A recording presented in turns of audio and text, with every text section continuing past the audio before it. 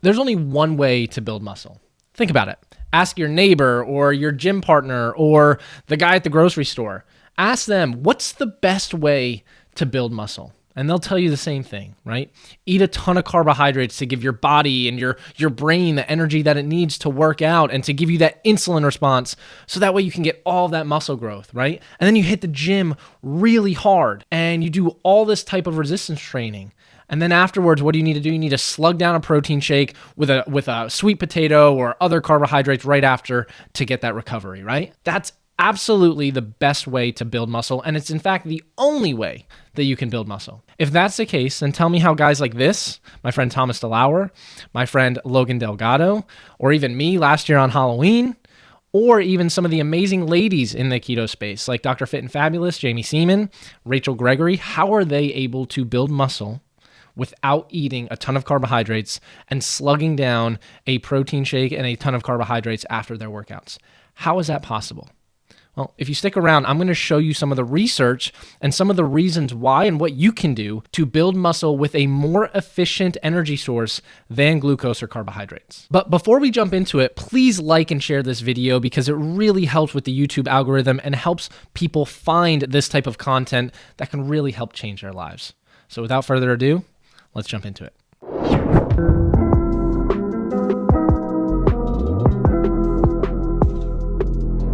So let's start talking about this more efficient fuel or this more efficient energy that I mentioned. I want to introduce you to a ketone or ketosis. What happens when we typically consume carbohydrates or a carbohydrate-rich diet with things like bread and pasta and rice is that these carbohydrates get broken down in our body to something known as glucose. And that glucose triggers a response in our body known as insulin secretion from the pancreas, where you have all this glucose floating around in your blood, and insulin's job is to drive that glucose out of the blood and into other tissues.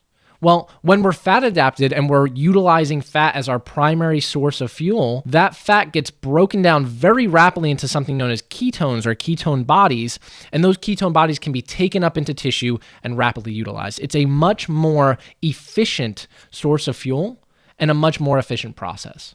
So next, let's jump into the research. So where this really started was in Italy by a colleague of ours, Antonio Paoli, in 2013. He was the first one ever to look at, can you consume a diet very low in carbohydrates, one that we know of as a ketogenic diet, and still allow elite athletes to gain muscle, or what would it do to their body composition or their performance? And what he did was he took elite gymnasts and he fed them a ketogenic diet, and he found that these gymnasts were able to have great performance. They lost a significant amount of body fat, yet they didn't change in their lean mass. In fact, it slightly went up in the ketogenic dieting group. Now, the only challenge, and what a lot of people will say, and they'll argue against this study, is that the ketogenic dieting group had significantly more protein than the other group. And it wasn't designed that way. It was just the way that people on the ketogenic diet ate was a higher protein intake. So there's other confounding variables that might have contributed to the differences in body composition and why the ketogenic dieting group was able to lose more body fat and still be able to gain muscle. So that was, for a very long time, that's what people thought, is like, oh, well, it's still not definitive, or we still don't know the answer because there were differences in protein. And so that's when Jacob and I decided to come along, and we did the first ever study looking at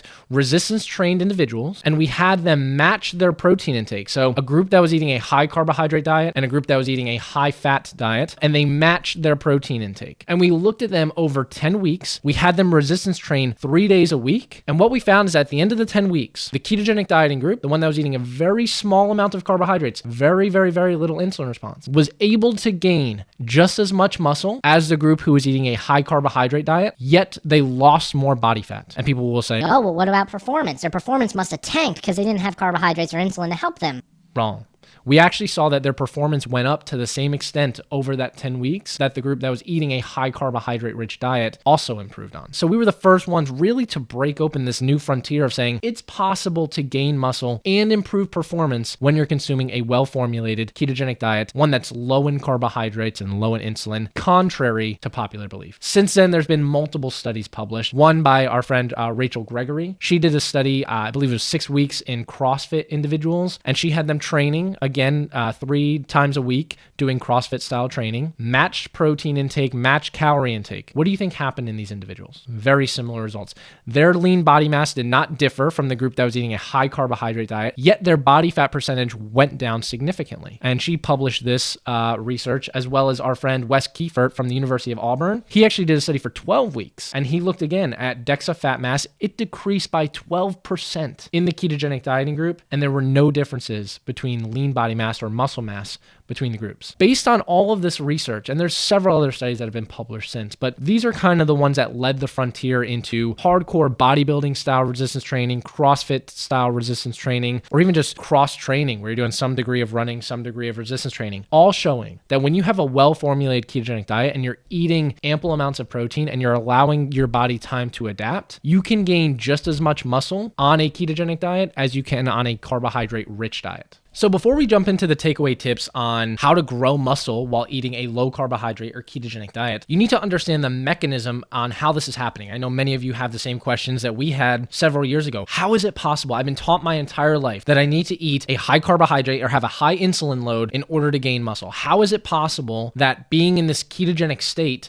can help me gain muscle? Well, what we found, and we've actually done animal experiments to verify this, is there's 2 sides to the equation when it comes to muscle. There's muscle protein synthesis, or the building of muscle, and then there's muscle protein breakdown, or the breakdown of muscle tissue. Ketosis actually acts positively on both ends of that spectrum, meaning that we've actually done research where animals who are in a ketogenic state or even had the higher amount of ketones triggered this process known as muscle protein synthesis that typically only happens when you're consuming an ample amount of protein or you're doing some form of resistance training. This ketogenic state triggers that same response. So it's acting positively on that end of the spectrum. Now, on the muscle protein breakdown is where it gets really interesting. And one of the applications that I think is huge for this is preventing something known as sarcopenia, or age-related muscle loss, which happens very rapidly after the age of 35, where we start to break down muscle quickly. And if we can prevent that muscle protein breakdown from happening, we could prevent falls, less hip fractures, and actually possibly age better and live longer and healthier lives. And so ketones act on that muscle protein breakdown component by sparing or preventing the breakdown of a very important amino acid known as leucine. So imagine a bodyguard standing on the outside of your door, and as you get older, there's all these processes that are trying to break inside that door and break down that room and everything inside of it that is basically known as your muscle tissue. But you have this bodyguard that are these ketones that are outside of that door that are preventing those things from coming in and breaking down that room or breaking down that muscle tissue. That's how ketosis works. So it's acting beneficially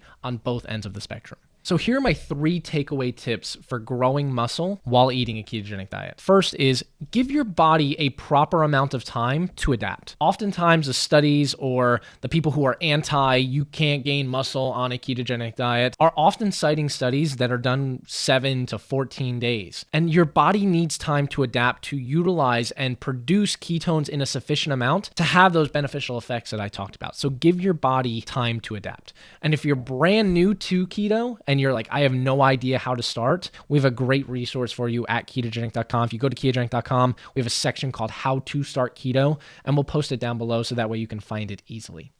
The second thing is choose quality protein sources. A lot of times when people go keto, they do extended periods of intermittent fasting. And intermittent fasting is great. It has a lot of positive benefits. But if you're only eating 1 meal a day, or maybe you're eating 2 meals a day, but you're only having 10 to 15 grams of protein per that meal, you're likely going to have trouble gaining any muscle whatsoever. And so make sure you're choosing high quality sources of protein and aim for a minimum of 25 grams of protein per meal. And these quality sources of protein include things like whey, dairy sources, meats, things like that are higher in protein. Eggs are another great source. The third thing is resistance training. For some people, this can sound intimidating of like, I don't want to go to the gym and do deadlifts and squats. And some of you are thinking, I love doing that. So wherever you're at, find what sort of resistance training is best for you. Resistance training can be as simple as getting a band. You can get them on Amazon or wherever. Get these resistance bands and do it from the comfort of your own home. Do some form of resistance training and work your way up, ideally to free weights and things like that. So you can go from a progression of at home body weight sort of resistance training and workouts. Then you work your way up to bands. Then you work your way up to machines. And then ideally you're getting inside the gym, or if you have availability at home, to utilize free weights, because that process is really what's needed if you want to grow and gain muscle tissue. So can you build muscle without having a ton of carbohydrates and a high insulin load? The answer is absolutely yes. And keto is a great option for those of you who are looking to lower body fat, yet still maintain or gain muscle. Now, let me say, is keto the only way? Can you still gain muscle eating a high carbohydrate diet? Absolutely. But I think keto has a unique advantage when it comes to optimizing body fat, when it comes to optimizing muscle tissue, and all of the other health benefits that we'll continue to discuss throughout this YouTube series and throughout all of these YouTube videos that are here on the channel. If you subscribe to the channel, you'll find not only tips on how to optimize your body composition or gain muscle or lose fat on a ketogenic diet, but all the other health benefits that come along with it. And if you're looking for some amazing free resources, we have a ton of things like workout plans that are available on ketogenic.com. And last but not least, if you're looking for ways to build muscle or how to optimize that, including things like blood flow restriction training or different angles to train at, here are 2 videos that you can check out. Oh, you want me to look at this one? Yeah. Oh, I've been looking at you. No. Hello, No, you. it's like Welcome to the YouTube channel.